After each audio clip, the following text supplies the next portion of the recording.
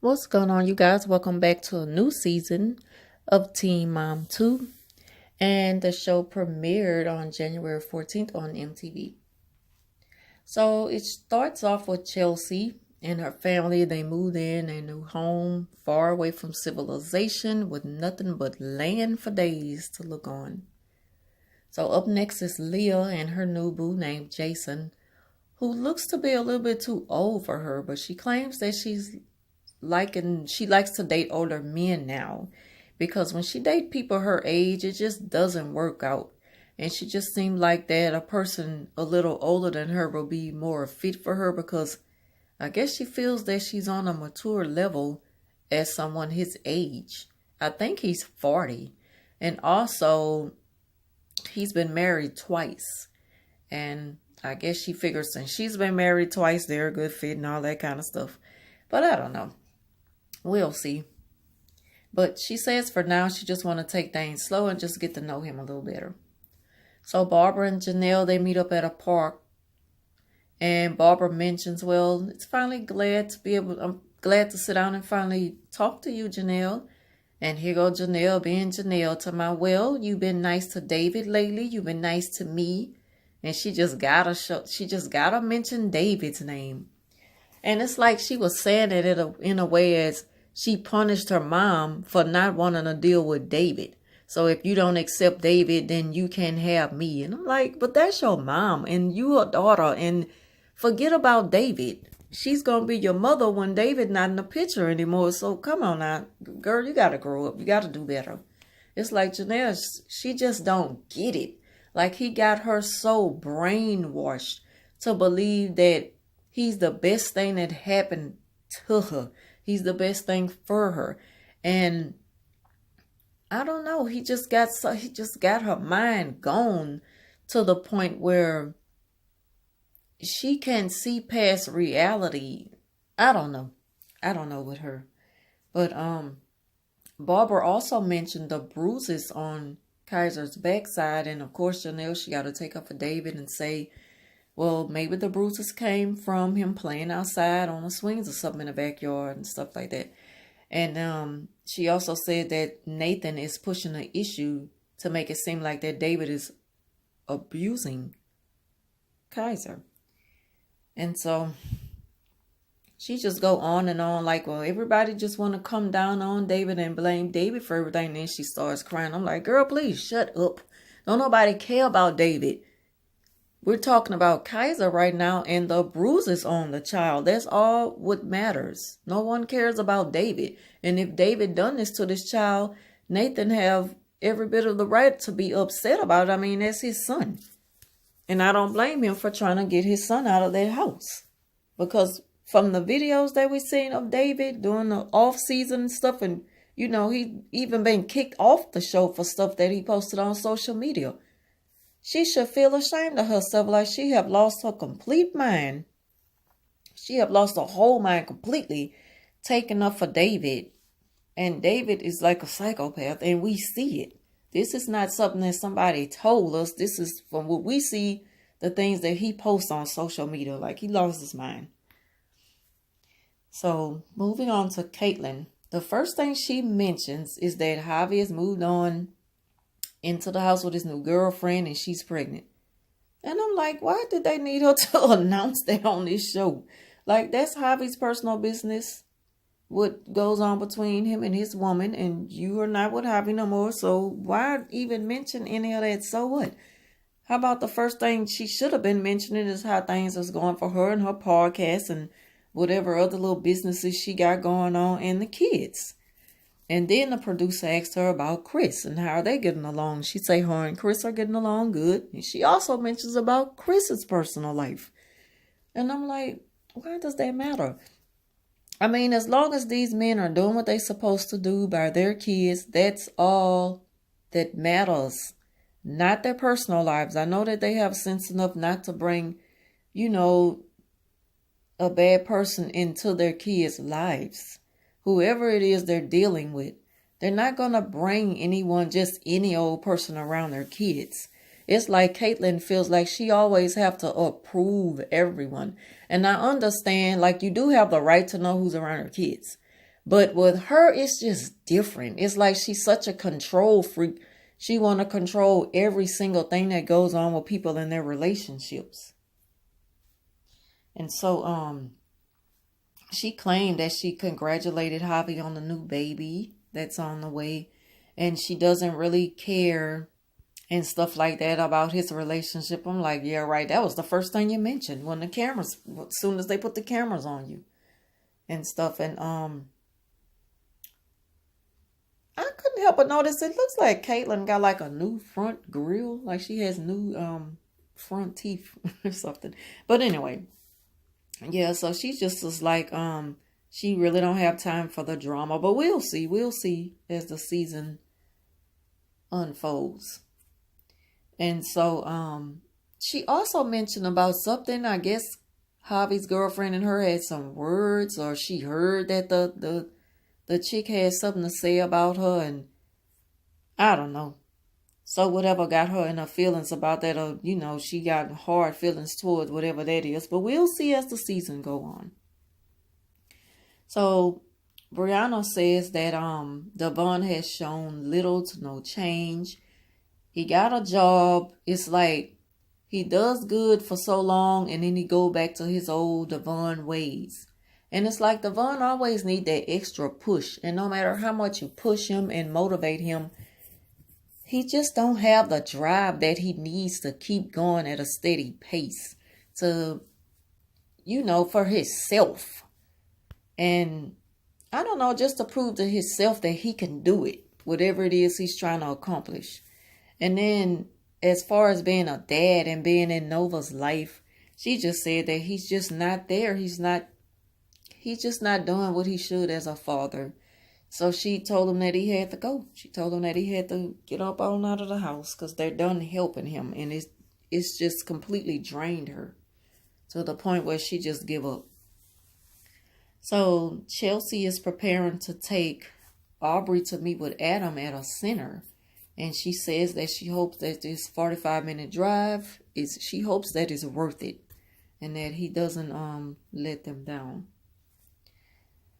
Okay, so Nathan, they put the camera on Nathan and his friend, and they walking and talking about the whole situation with David, spanking Kaiser and everything, and I couldn't help but just look at Nathan looking like, yeah, with the and his arms and just body for days. Nathan looks good, and I like his new haircut. Like his little mohawk or whatever. I don't think that's like a mohawk, but I like that cut.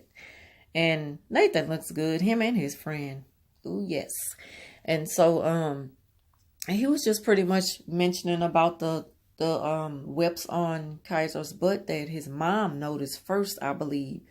And when his mom called him and just was too outdone about it, of course, Nathan was also. And he told his mom not to let Kaiser go back with Jenelle, but his mom ended up letting Kaiser go back with Jenelle. He really wished that she would have just kept him there. I'm sorry about the interruption, guys.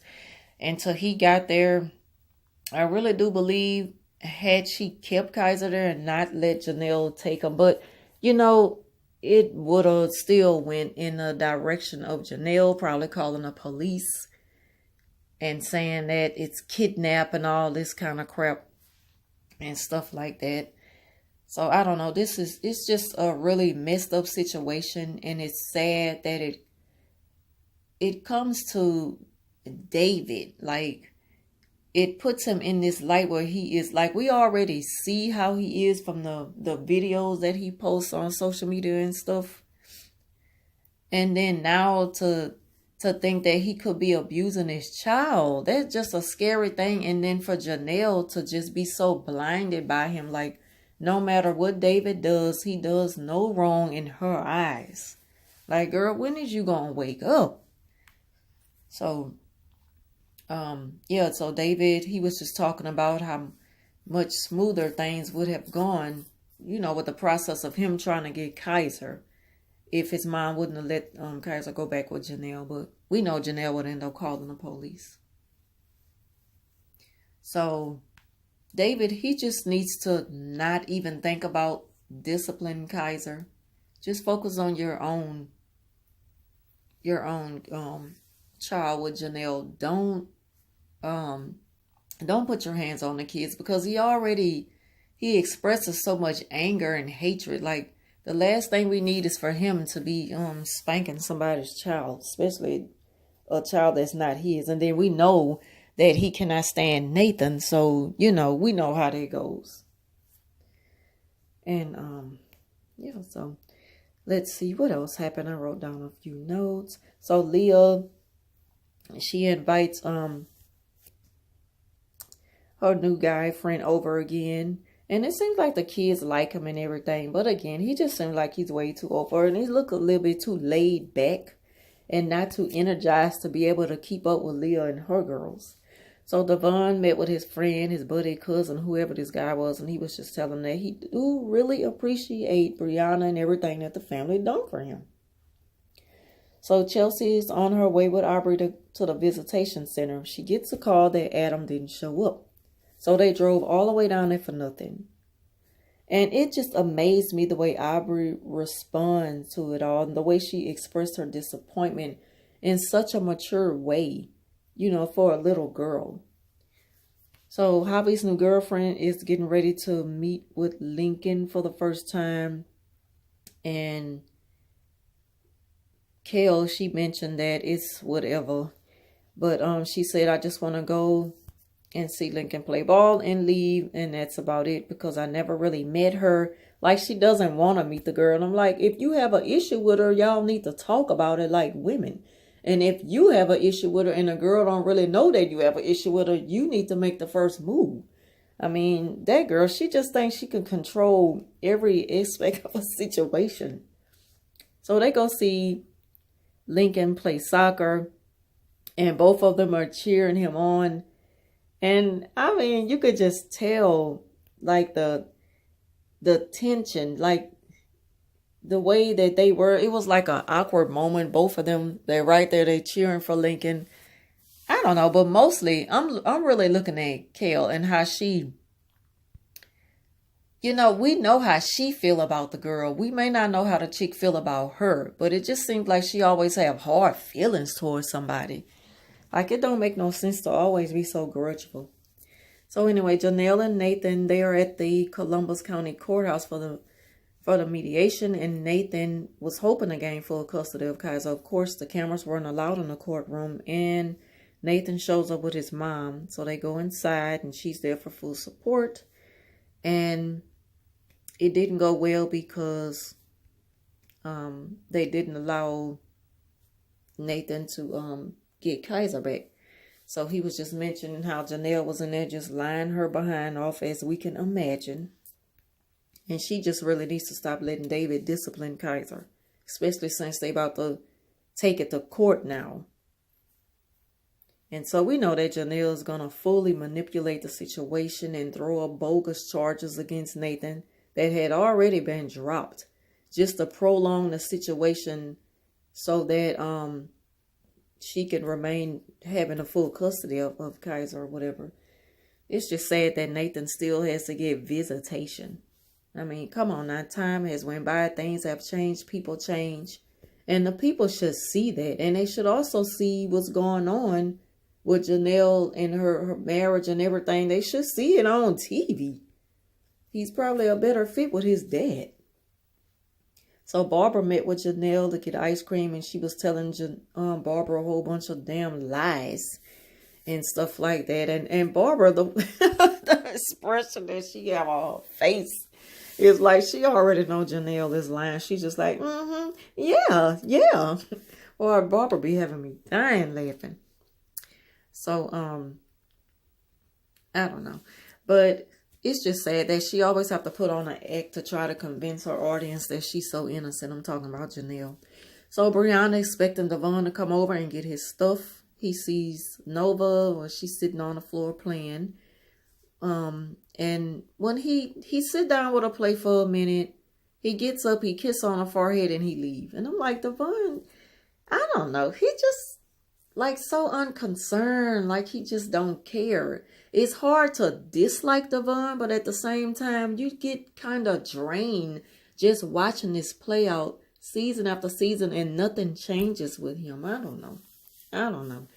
You like, again, you just can't say too much bad about him, but you can't say a lot of good things either. You know, as far as him being I'm not saying he's a bad dad, but he could do better. He just needs to do a little bit better. So he got the rest of his clothes and he was out. I mean, he just pieced them out like if it was just another day. And he had been staying with how do you say, the Jesuses, you know, off and on and stuff like that. And they've helped him along the way. But Devoin needs to do better. Like, he can't blame it on them now. He can't blame it on their family because they have been there for him. It's time to stand up and be a man and do what men do. And show your daughter that you want to be there in her life full time as a parent. And so, yeah, that was just pretty much it. Chelsea, she takes Aubree for ice cream and just talks to her and everything. And Aubree, she mentions that she already knew that it was bad news coming in. And it's just sad that a child has to brace herself to be disappointed by a parent for not being there as they should be. So when Chelsea took her for ice cream, they just talked about it and everything. She's a very mature little girl. And I just hope that this doesn't affect her the way Adam is not there in her life as he should in the long run. I really hope that it doesn't affect her that bad. And, well, I hope that it doesn't affect her at all. But Adam, do better. Please do better. And so this pretty much concludes my recap for the Teen Mom 2. If you all enjoyed this video, please give it a thumbs up and leave a comment down below, please. Also, I will be doing a recap for Siesta Keys, which will be on next Tuesday, January 22nd, for its 3rd season premiere. So, as always, I want to thank you all for watching, and I'll talk to you soon.